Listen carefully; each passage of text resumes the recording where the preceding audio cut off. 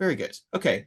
Well, hello, everyone. You're all very welcome to today's EHPS Open Science Special Interests Group in collaboration with EHPS Create, a webinar on open data. So we're going to give you some practical advice for getting started for those who are curious about making your data more open and sharing your data openly. So we have 1 hour scheduled for today's webinar, and we have 2 fantastic speakers. So Dr. James Green from University of Limerick and Dr. G.J. Peters from the Open University in the Netherlands. So they're going to talk. I believe the focus is going to be kind of a conversational slash discussion between the two of them, and then we can open up for questions as we go. And so, as I just mentioned, so I will be recording today's webinar. So if you don't want to appear in the recording, maybe just knock your camera off. And the recording then will appear on our YouTube channel, as well as the EHPS website. So just to give you a heads up about that. And then in terms of questions, so we can take questions as they come in. So if you have a question over the course of the next hour or so, then it would be great if you could just pop up your hand in Zoom. And also maybe if you would rather leave a comment, you can leave a comment into the chat and have me read it out for you if you prefer that. And then in terms of just optimizing your visual experience of the next hour, so GJ is sharing his screen right now, and then James will be coming in as well, of course, at certain points. But GJ will share his screen throughout. So to make sure that you can still see the shared screen throughout, what I would suggest is to go into the list of participants in Zoom, and then where you see GJ's name up the top, hover the mouse over his name, you'll see 3 dots, and then click those 3 dots and then just select pin. And I can put this information into the chat as well, in case anyone gets stuck there. But that will help you see GJ's screen continuously. We also, as well, have a newsletter from our EHPS Open Science Special Interest Group, which I'll put into the chat now. And so we do run webinars about every 4 to 6 months with our SIG. So I put the link for our newsletter into the chat now, so you can sign up to our newsletter and stay updated for when we run our next webinar. And of course, I will also introduce the fact that this is a collaboration with the EHPS Create, and they just mentioned the upcoming Create workshop, which is taking place at before the EHPS conference later this year. So now, Maya, do you want to come in and say a couple of words just from your side on Create? If we have Maya? Yeah, sorry, I forgot for a second, but I'm back. I think Alia already just said something about the workshop. Okay. So Create is just the early career division of the EHPS, and you can find all our info on the website, which we will also put in the chat. You can join our mailing list or follow us anywhere on all the social media, which are also on the website, so links in there. I think the web workshop has already been plugged, so I'm not going to re-plug it. But I also put the applications that are already open tomorrow, I think, in the chat as well. Brilliant. Thanks so much, Maya. Okay, just lastly, I'll just mention that at the end, I will distribute a feedback form, and that is a chance for you to let us know what you want to see from us in terms of future webinars. So I'd be very grateful if you could take a moment when I put that into the chat at the end of the meeting to briefly fill out that evaluation form. So without further ado, I will throw things over to GJ and James. So over to you guys. Excellent, thank you. I'll briefly kick it off because I moved to the slides. So the slides will be after that at that link. It will also be shown at the end. And Rory, you can probably send it around to people as well. And then James will tell me when to move to the next slide after the first slide and the second one.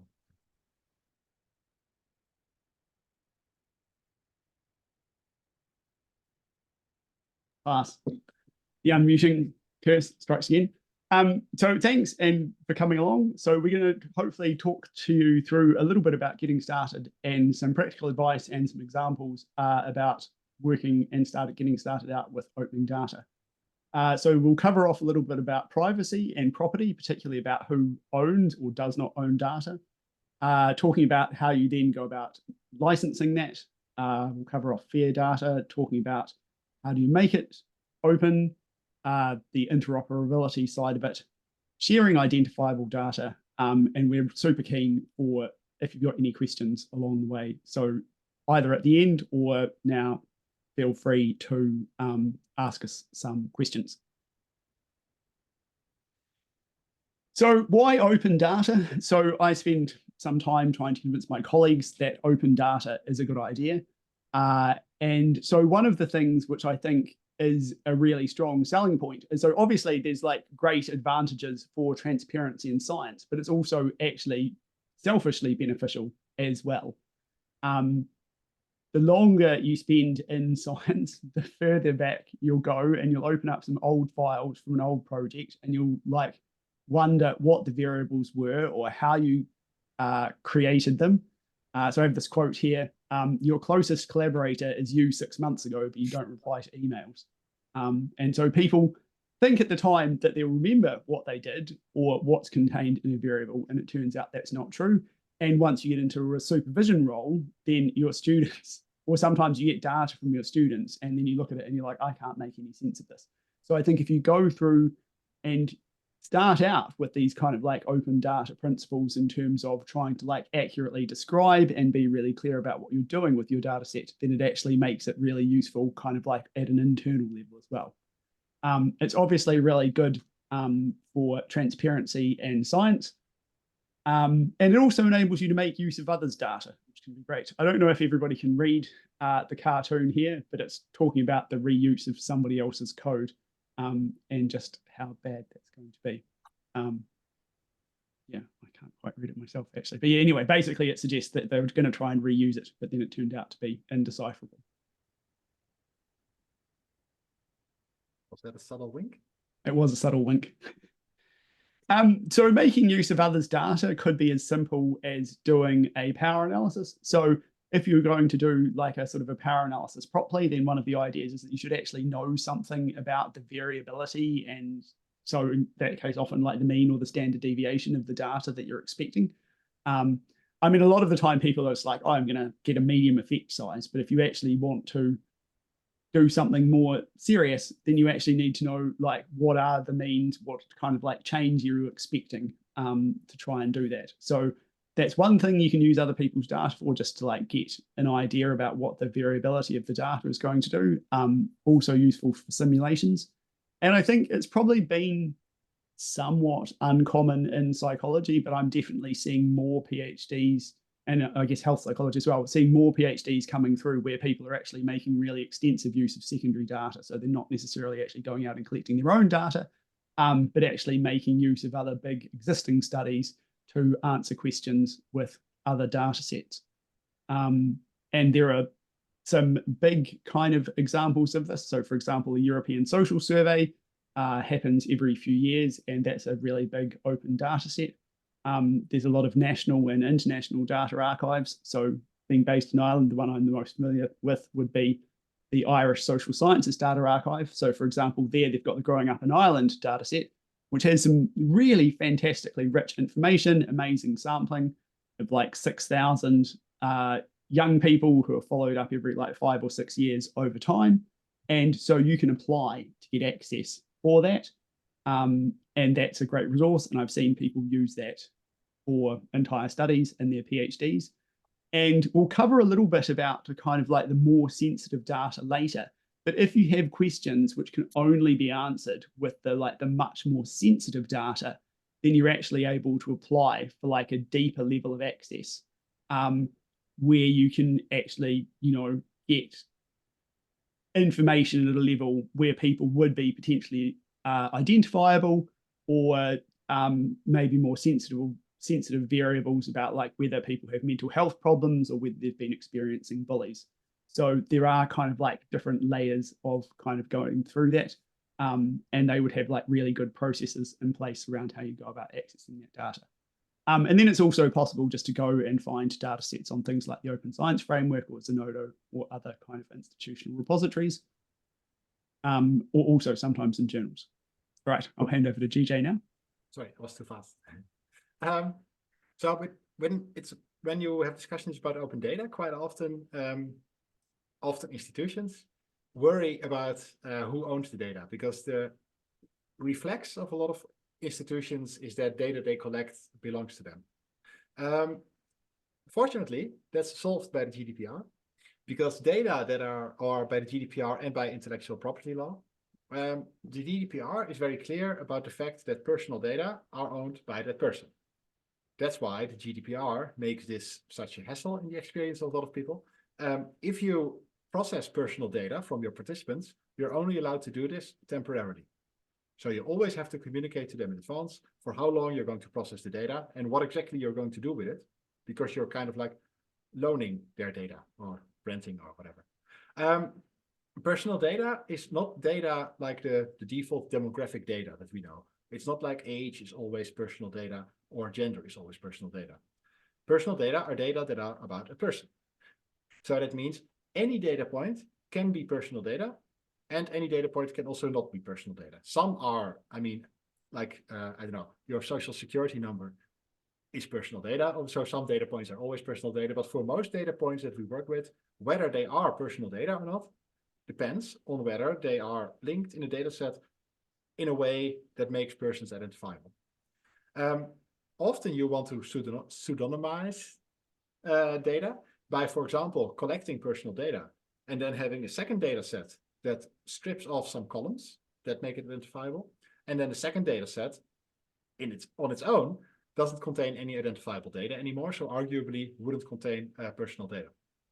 The GDPR says, however, as long as it's pseudonymized, so you have a secondary data set that allows you to still identify the original data set, you should treat it as if it was personal data, which is a bit of a hassle. So that means that if you have a system where you have two surveys, for example, you collect your data in one survey and the second survey is only used to check whether somebody completed it and then collect their email address so that they can get a reward or something, then that's technically pseudonymized data, because you have to be able to check whether they actually completed the survey. That means you're only allowed to simply share the first data set that in principle doesn't contain any identifiable data once you deleted the other data set that makes it all pseudonymized and so personal data. The GDPR only covers personal data. That's what the P stands for. So the other data that doesn't relate to a person is anonymous data, and that falls under intellectual property law because those are defined as facts. So data that are not about a person are just facts about the world, and facts about the world cannot be owned. We cannot own our conviction that the sun will come up tomorrow, which you could call a fact if you're optimistic or maybe not pessimistic. So that's actually kind of solved as well. If data are about a person, they belong to them. So you or your institution can't own those data. If they don't belong to a person, they can't be owned because they are defined as existing in the public domain. That's only the case for facts. If people write a poem, that's a creative work, and that's by default copyrighted. So if you have open questions or you do a qualitative study, arguably, whatever is created is a creative work and copyrighted by the participant or by you to the degree that you also ask them questions. So that's a bit more complicated. That can still be covered, of course, if you want to share data, but it's a different story from the anonymization thing. James, just butt in if you want to add stuff. Okay. So in principle, you could just, once data are anonymized, share it and put it somewhere. But because it's so complicated to know when something is owned or not, it's generally a good idea to attach an explicit license. And by attaching the license, you can, for example, make clear that you would like people to refer to you if they use the data. There are a number of licenses specifically created for open data. They're at, I think, datacommons.org. If you Google open data commons or open data licenses, you can find these. We can also distribute the link afterwards. And they're quite simple licenses that basically say what you're allowed to do with the data. They sometimes say that if you use it, you also have to share your work publicly if you want to have a pay forward model. And the last one here explicitly lets you say, I don't need any rights. People don't need to cite me. They can just use this as their own. Most more data people, librarian people that I know of tend to argue that explicitly depositing stuff in the public domain is best. because then it can be reused as much as possible and you prevent any potential future arguments. But of course, your mileage may differ. In addition, sometimes to make sense of data, you'll want to or have to also publish other stuff like questionnaires, stimuli, stuff like your procedures, stuff that allows people to actually understand what a specific column relates to. And those are not data. I mean, you could argue that everything's data, but they're not data in the sense that we're discussing now. So those will be creative works generally, so they could be copyrighted. And by default, if you don't actually explicitly apply a license, they are copyrighted by the creator, which, depending on your agreement with your employer, could be your employer. Luckily, most universities formally have an open science policy, which means that in principle, even if they hold the copyright, will want to make stuff publicly available with as permissive a license as possible. So you can make this explicit by applying what are called the Creative Commons licenses, which are a set of licenses, kind of like a menu, that allow you to pick and mix specific characteristics of how you would want people to be able to use the data or the questionnaire, for example. The simplest one is CC BY, Creative Commons Attribution, which basically means I made this questionnaire or letter to my participants or poem or whatever, and I want to publish it in a way that other people can just use it, copy it, whatever they want, as long as they attribute me. But you also have other models where you say they're not allowed to use it commercially, or you say if they use it, they have to also license the product under an open license. So there are some different options, and the Creative Commons license is super simple and understandable, so you can basically pick whatever works for you. And then it's not even enough to make stuff open, it should also be fair. And I mean, who can be opposed to fairness? And fair in the context of data means that it has to be findable, accessible, interoperable, and reusable. And findable just means that people can find it, which basically means that if you put it on your website, that doesn't work. I mean, technically, of course, people could find it, but they'd first have to know what to look for. And sometimes, depending on how well your website is indexed by search engines, they would even have to go to your website first to be able to find it. But there are also website systems that crawl the web and then make an index of open data sets. And there are existing repositories specifically dedicated to sharing data. So if you want to share data, putting it in one of those places makes it findable for others because they will use those resources to search for data. OSF, the Open Science Framework, is one of these because obviously that's generally the framework people use for open science stuff. So that's where a lot of people will go to look for data. Dataverse is another big player in the open data universe, where a lot of institutions have their own Dataverse universe or miniverse or whatever. The data also has to be accessible, which means that ideally it's stored in a format on your disk that can be opened by anybody. For example, SPSS files, .sav files, are technically, I think, not an open standard. It has been pretty much backwards engineered by now, pretty properly, so you can actually open it in Jamovi or R, but I'm not sure whether it's technically really an open standard. Other examples are NVivo and Atlas, which are proprietary packages for qualitative research. Their default file formats are also not interoperable. So that means you can have your NVivo project file and put it in Dataverse or on OSF, but that doesn't make it fair. It's findable, but people can't access it unless they have a license, which are generally expensive. So you would exclude a lot of researchers from actually participating in the scientific programs, scientific stuff. I was just going to jump in. Like, I think you're right that the SPSS file format is proprietary, but it's interesting the extent to which it's actually almost quite a popular format for storing data in, because it has really rich metadata. Like if you're used to using SPSS, you'll know, for example, that you can add labels to your scales. You can have like a short name and then sort of like a longer name, which is actually what the question was.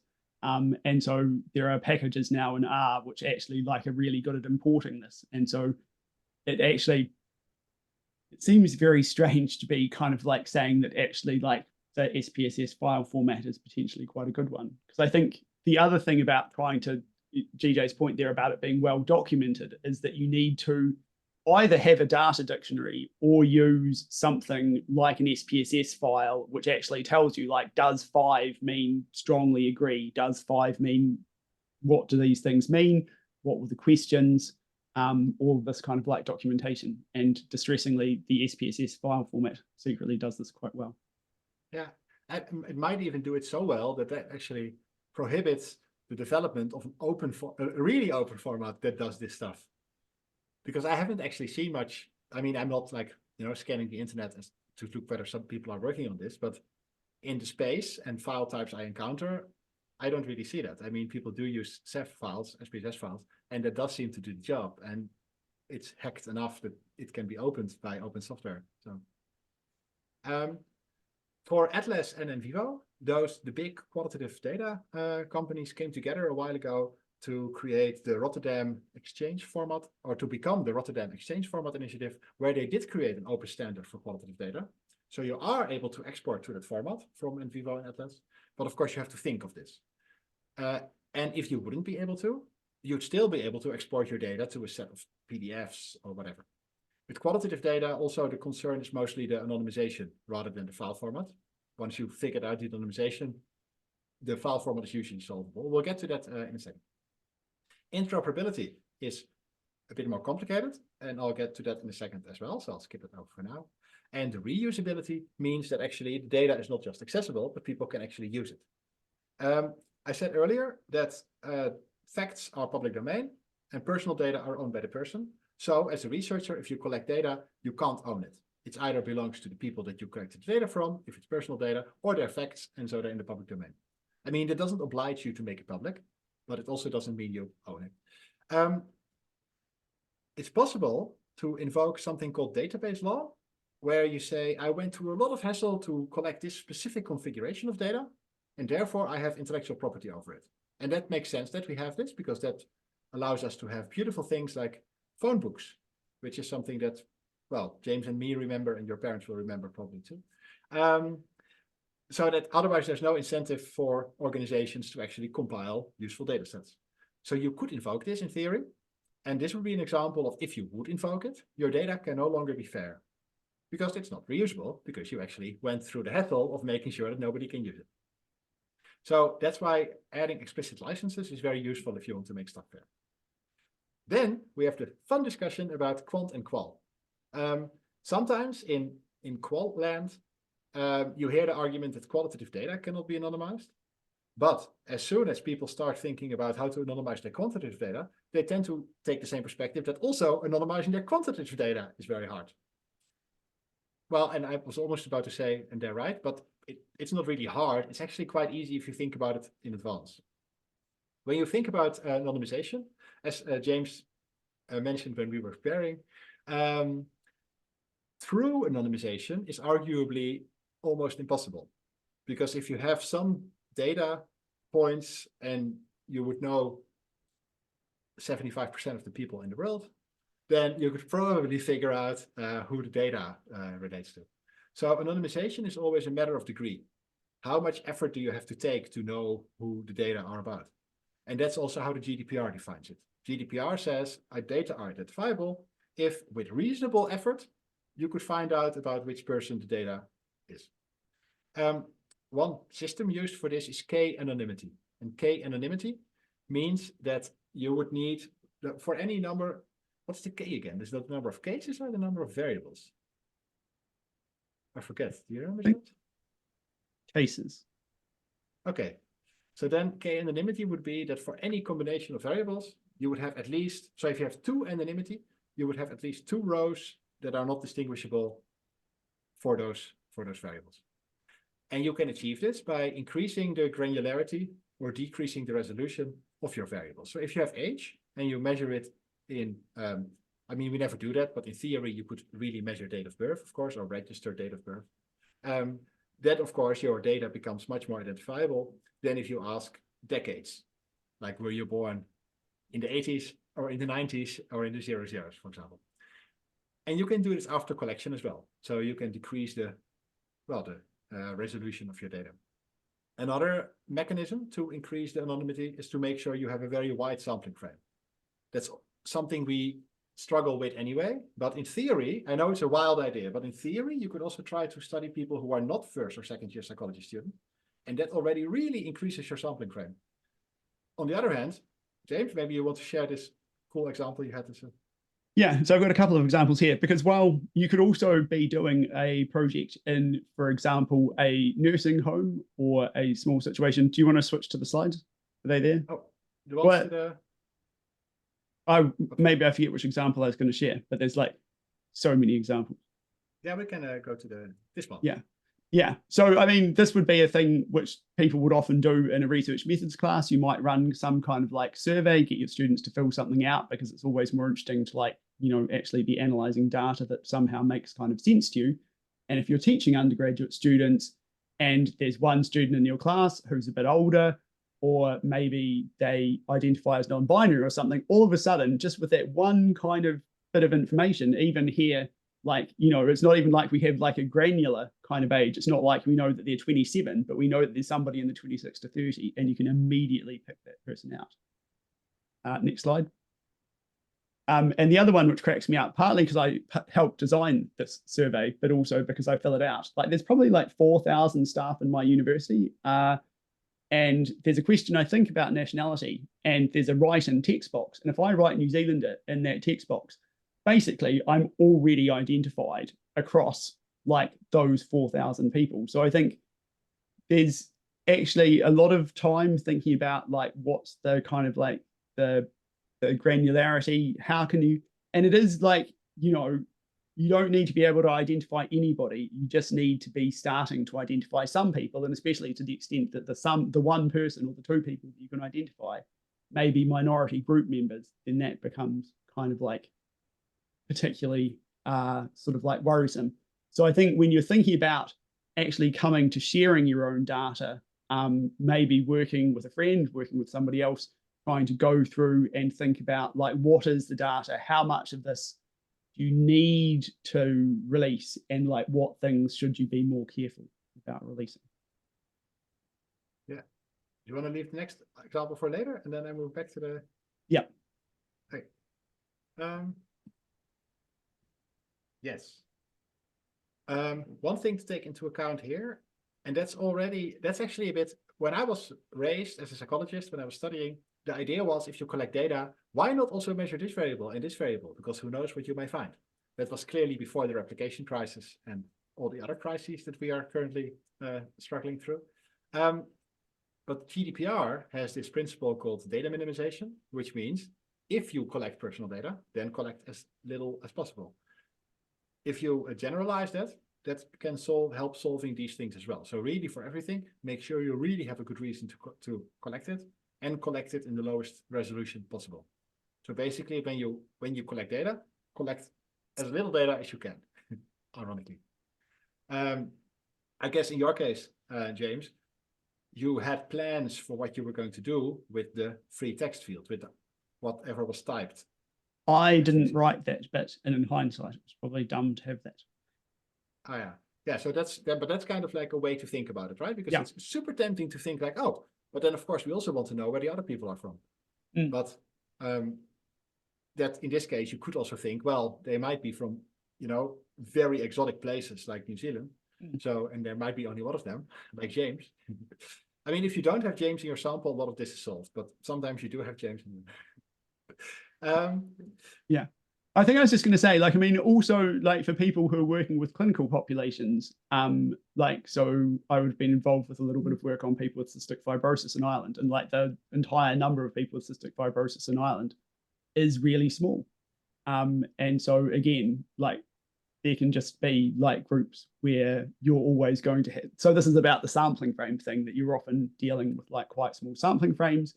Or it might be if you're working with a hospital or some sort of like patient population that they're local to you, and that it can then become quite easy to identify single people. Yeah, and that also links kind of to qualitative data. With qualitative data, quite often you have a relatively small sampling frame, and people tell stuff about their life or about locations. So that means that anonymizing to the degree that it's, well, anonymous, which arguably is what you do when you anonymize, can be quite hard. And of course, you can replace places. Like when people say like, yeah, I was walking over the Queen Elizabeth Bridge the other day and blah, blah, blah. Then you can say over the bridge or over the geographic reference. And this anonymization can also be in different resolutions, so to speak. So you can make it very hard to identify people, but also very hard to follow over anybody. And there you'll have to find some middle way. What we do when we use qualitative data is that we always go back to the participant and ask, do you think you're anonymized enough? Because generally, if they think they're anonymized enough, arguably, they're okay. Because we also say that we will make the data public, so they know what will happen. If they're comfortable with those things, it's fine. What we haven't yet resolved, come to think of it, only now, but still, that's the problem. I want to develop a procedure to make personal data public, because sometimes participants want that. Our privacy officer, of course, is not necessarily on board. It's possible to make personal data, as they call it, manifestly public. For example, there's an article about this where people post the results of their DNA test on Twitter. And they discuss, oh, is this making it manifestly public and what are the legal implications? So there are processes for this. But I can understand that privacy officers are not super enthusiastic to explore that in depth, because you don't necessarily want to be the first precedent that's been set. But I do think we do have a responsibility here to facilitate that process for participants who do want their story told and who do want the world to know that it's their story. But I think there's still some work to be done. What you can also do is mask data. So in the reproducible open coding kit, an open qualitative software package that we're developing, you can do this by replacing all the characters, all the non-punctuation characters with a character like an X. And then you do retain the codes. So you still get information about code density, kind of about the cadence that people speak, but you, well, don't have the words. So you can't really infer stuff. Do you have additions here as well, corrections, James, before we? I was just thinking, actually, so a couple of years ago, I did my master's thesis in teaching and learning for work. And so because I was getting people to talk about innovations in their teaching and learning, I thought that there might be people who would explicitly want to take credit for things. So we actually went through a consent process which enabled people to choose between like not having their data shared, having their data shared but anonymously, or having data shared with their name attached to it. And so we did have some people who were quite happy to have their name attached to it. And then also there were some people who thought they were happy to have their name attached to it. And then we got partway through the questionnaire and there were some questions about how do you work with your colleagues who are, you know, like not so comfortable with like changing the curriculum. And they're like, oh, I don't know that I want this to be so publicly shared. So I think, it's even interesting. And that would have been in a context where I was mostly talking to people who'd be quite strong proponents of open science who were suddenly like, ooh. Yeah. Very good example. So that just goes to show it's complicated. Sometimes your institution has a data sharing board. Otherwise, they might get one in the future. That's basically a dedicated body that if you have an incoming request for data access, can judge it and make sure it's ethically, integriously handled. Of course, you don't use that for open anonymized data, but it's a way to actually share data that cannot be de-identified. Because of course, we are still scientists. And the idea is that we can check each other's work and maybe look for biases and stuff. So ideally, we have procedures on this, but not all institutions have those. What you can always do is enter into confidentiality agreements with people. Actually, James, do you have it? Because you said that we should add this. Do you have experience with this yourself? So I have projects where we've got this approved, but I haven't got to the point yet where I've actually had to do a confidentiality agreement with someone. So that's like, I think it's a bridge that I'll have to cross soon. Like the GPS example I have coming up would be like a clear example of that. Yeah. Okay, we'll get to that soon. Oh, this is important to remember though. The GDPR says that you can only process personal data temporarily. You have to tell people how you're going to process it. They have to be able to change their data, delete their data, etc. This also means that if you have a way to share data with others, you have to inform people of that as you collect it. So if you don't, you can't then later say, I create a data sharing board and other people can get these personal data, because then you didn't inform people. You can, of course, always go back to people and then tell them if that's feasible.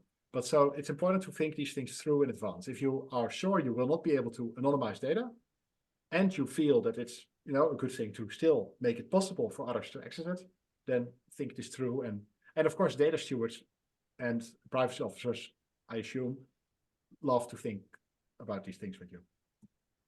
Otherwise, they should. Okay, I said earlier that I'd skip over the interoperability quickly because it's super complicated for us. Because unlike bioinformatics, who actually have databases with proteins with unique identifiers, so they can have a data set where you can just have a column and you can know unequivocally what the column is about. We have constructs such as extraversion and impulse control, which are usually quite ill-defined. And then the columns don't even relate to the construct, but they relate to an item, for example, that's part of a questionnaire that supposedly measures the construct. So that all makes it a lot more complicated. So what we need eventually to have unique identifiers for constructs and for items, and then the items should be described somewhere in a machine readable way, linking to the constructs unique identifiers that they're supposed to measure, because then it's possible to have a data set where for a column you can actually retrieve the construct, or a computer can retrieve the construct. And that would make data sets interoperable. You could have data sets from different labs, and then by defining an umbrella construct that captures multiple different constructs, you can completely a machine can actually understand the data and synthesize the data. So I'm kind of pushing two projects we're working on. One is operations.com, which is a repository for questionnaires and items with unique identifiers that then link to construct definitions, which are in the knowing what we're talking about paper, which I linked to there. So in case you're interested in this identifier bit, I realize that it's quite niche, most people aren't, but if you are interested, then there's more. And these are the slides again. And now we get the cool GPS thing. Yeah, so one of our projects, we want to be able to share our GPS data. And we want to be able to actually share it with, for example, our city council in like quite granular detail, because knowing where people stop, where people have like issues, can actually help them design things from a city perspective. But because we have like really a lot of data about the people that we have and their travel patterns, then we need to kind of like be quite careful about how we go about anonymizing it. So I'm assuming that a few of you might be familiar with Strava. And so my example here is just of a Strava run. And so what Strava by default does is it cuts off the first, either 200 or 400, I actually forget which, but like the first segment of your GPS trace is its default setting. But Strava, it turns out, is quite good at actually giving away your location. This is not as good as you'd like. So if GJ like whizzes his arrow around, you can see there's only about three roads coming out of there. And basically this circle is offset from the center, but if you can pretty much pick where the middle of the circle is a lot of the time from multiple Strava records. So you can actually usually pretty clearly, to quite fine detail, work out where it is that somebody lives. So in our current project, what we've done to try and get around this is that we have a random offset from the true center, so that you know that somebody's house is going to be somewhere in the middle of this circle, but you don't know whereabouts it is because we used like a random seed to push that circle somewhere. And then if the person lives in a more rural area, then we obviously have to increase the radius of the circle, because it could be that yours is the only house that is under the circle. So that's obviously not going to be very effective there. And this again would be one, so there's like a level of like more aggregated data, which will be really publicly shared because it's properly anonymous. And then I think we feel like we have done a good job of this, but still a bit nervous about it. So this would be like available on request after you sign a confidentiality agreement to get access to the data, which only has their home location masked. Actually, I should say they're also allowed to nominate other locations to mask if they want to. So it might be that they like quite frequently say visit a grandparent or some other location that they don't want. Wow. And do you do that automatically? Do they nominate in the software and does a script then anonymize, or does a person look at what should be anonymized? So we have like a not yet ready to release into the wild package, which will do the anonymization piece. I think the other thing which I'm keen for that to do though is it also, like, its end product actually produces a graph, or like it produces like a thing like this, so you can actually see whether you think the algorithm has done an effective job of anonymizing it. So I think we don't just want to have, like, we want it to be done automatically, but we also want to have like a human sense check to make sure that we're confident that we've done like a good job of hiding their home location. Yeah, very nice. I realize now, actually, I also do some things in the artificial intelligence space and the ethical, legal, societal aspects of that. One of the things that's big there is explainable AI. You know, the idea is you can't consent to artificial intelligence being used in your life in some way if you don't understand what it would do, because then you can't consent to it. This actually makes me realize that privacy and the kind of data that will be shared is quite similar. You have to be able to explain to people what it would actually mean to share certain data before they can think about it and reason about it. And doesn't really simplify things. But yeah, so actually for this study, so we have a GPS tracker on the e-bikes that we loan them, but we also get them to download their Google timeline data if they consent to it. And so we also go into reasonable detail to try and explain to them what it is that they're actually downloading. Because I mean, so we can show them the graphs of sort of like what you would see if you went into Google Maps and you can see what your trail is, but we then also like show them a snippet of the JSON code, which is not something that they probably ever want to know about. It's not something I personally particularly want to know about. But just to be clear about like actually the like wild level of detail and strange information that Google often automatically discreetly leaks on you. Yeah, very good. That's actually almost like already an emancipatory side effect of the study. So that's pretty cool. So we already said in the beginning, or James said, that if you have any questions, you can just ask them whenever you want. Clearly, everything was crystal clear. If you have any questions prompted by anything or some reflection on these things, as Rory said, you can throw them in the chat or unmute and throw them at us. There are no specific questions. James and me thought of something we could maybe discuss in the group, but Rory. Thanks so much, guys. That's fantastic. I actually have a question just to kick things off. So my question is kind of on data cleaning, I guess. So if I want to upload my data file that is anonymized and has gone through all the checks to anonymize it as much as I can, I guess, is there a minimum amount of cleaning that you would kind of recommend to make sure that it is, I guess, reusable and interoperable?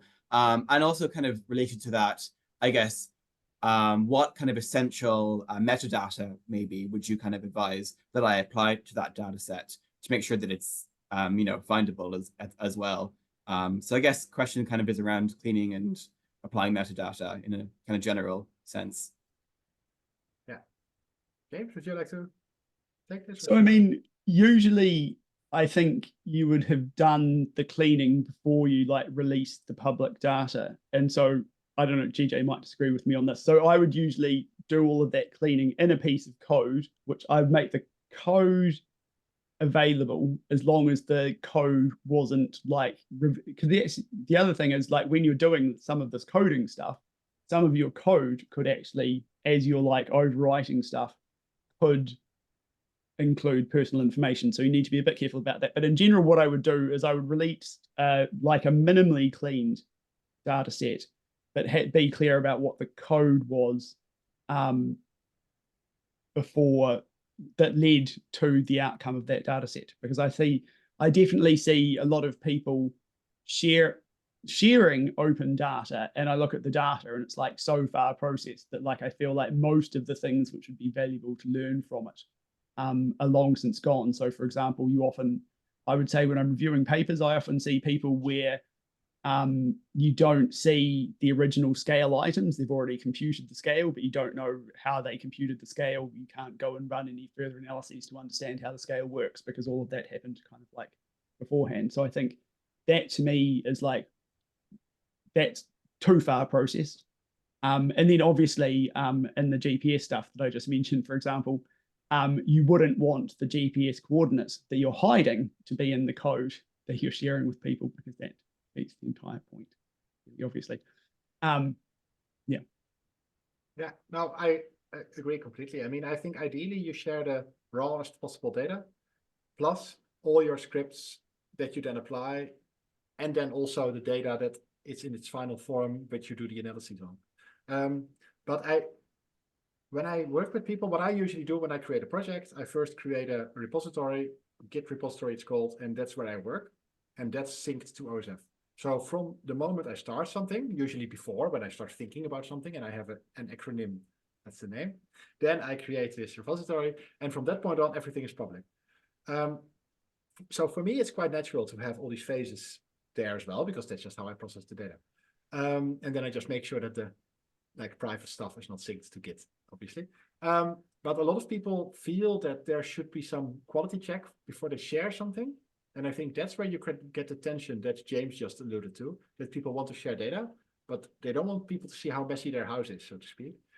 So they prefer to really clean it to a degree. And that's maybe also what your question referred to, Rory.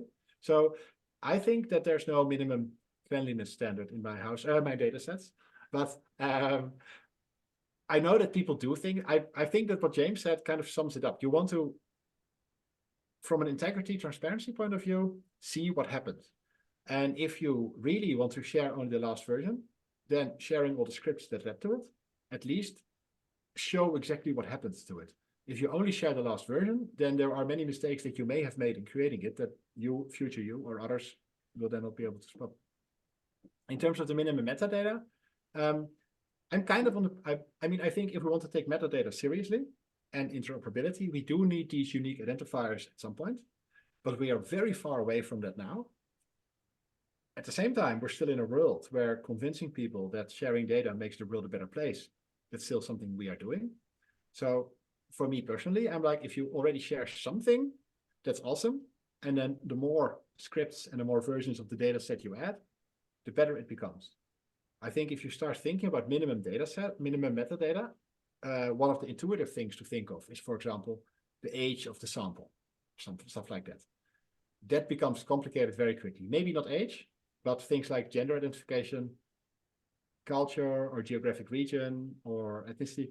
Very many of those demographic variables are not really so simple. So I think it will be quite hard to define something super useful to us. That's at least my thoughts. I may be too pessimistic. James maybe have more optimistic.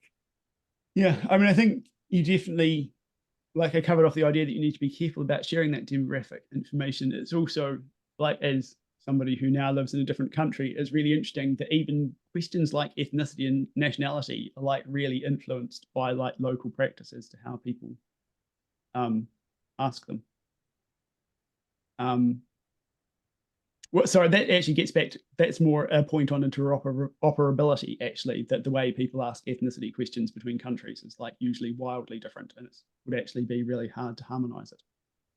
Like I think people mostly probably default to using whatever their census question is, or something similar to their census question. That's a sort of a relatively common approach, but like there's no sort of like international standard for census questions on ethnicity. I think like in terms of minimum metadata, like if you're coming out of something like Qualtrics, actually I had like somebody else had a question in the chat. If you're exporting out of Qualtrics, if you export it to SPSS, and then you like open it in R, which you can do with the Haven package, then actually just copying down like the question codes and what the questions were and what the value labels are and pasting it into an Excel sheet gives you like a really good overview of what the variables are in your data set. And that's like, you know, actually a pretty good beginning for a data dictionary. Brilliant. Thanks so much. Are there any other questions if either you want to jump in using your mic or type it into the chat? And in the meantime, maybe I might just briefly plug, if you're feeling inspired by any of what we discussed today, there is a call open right now for special issues, a special issue to health psychology and behavioral medicine to do with registered reports and data notes. And Emma, our co-chair, has put the link for that special issue into the chat earlier. And so that special issue is being managed by our co-chairs, Dr. Elaine Toomey and Dr. Emma Norris. So if you're interested in perhaps producing a registered report of your own, and that could be a future webinar that we organize as our next webinar, then the link is there in the chat. I may also briefly, in case someone is typing a question, just put the link to our feedback form for today into the chat. So if there is anything, whether that be registered report or otherwise, that you'd like us to organize a webinar on for our next webinar, then we'd be very grateful, as well as getting some feedback on how things went today for you. If you could please take a moment to fill out that form, that would be fantastic. All right. I might stop the recording in case that is kind of impeding anyone from asking questions. And I think we're good to stop the recording from my side anyways. Yeah, ours too.